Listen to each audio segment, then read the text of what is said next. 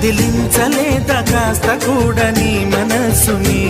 పరదాలు దాటి ఒక్కసారి పలకరించవేమి అందరినీ ఇలా వెంటపడి అడగాల సరదాగా నువ్వే ఎదురైతే సరిపోదా నిద్రపోతున్న రాత్రి నడిగా గుటికి చేరిన గువ్వల నడిగా